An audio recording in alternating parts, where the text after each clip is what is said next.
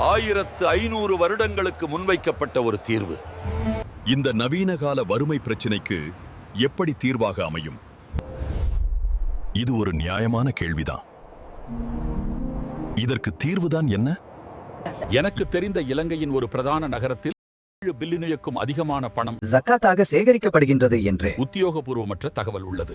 இத்தனை பாரிய தொகை சகாத்தாக சேகரிக்கப்பட்ட போதும் அரசின் தகவல்கள் படி இப்பிரதேசங்களில் வறுமை மோசமாக அதிகரித்துள்ளது. இந்த முரண்பட்ட நிலை தொடர்பில் ஏதாவது ஆய்வு தீர்வு ஏதாவது உள்ளதா? ஆம், உள்ளது.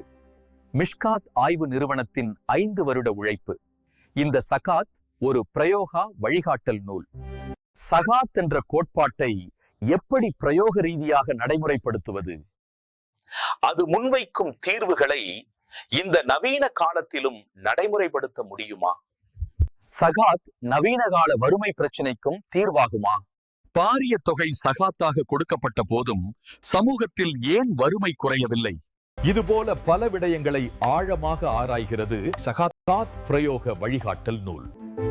இந்த நூல் பல்வேறுபட்ட பொருட்களுக்கும் வெவ்வேறான சகாத் கணிப்பு முறைகள் பற்றியும் விளக்குகிறது. மிஷ்காத் நிறுவனம் புத்தக விற்பனையுடன் மாத்திரம் தம்மை நிறுத்திக் கொள்ளவில்லை. இந்நூலை வாசிக்கும் போது உங்களுக்கு வரும் கேள்விகள் சந்தேகங்களுக்கும் தீர்வு பெற்றுத் தருகிறது.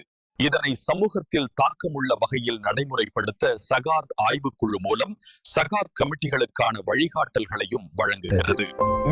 மிஷ்காத் ஆய்வு நிறுவனம்.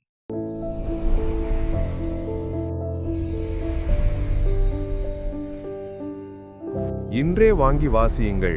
சகாத் பிரயோக வழிகாட்டல்.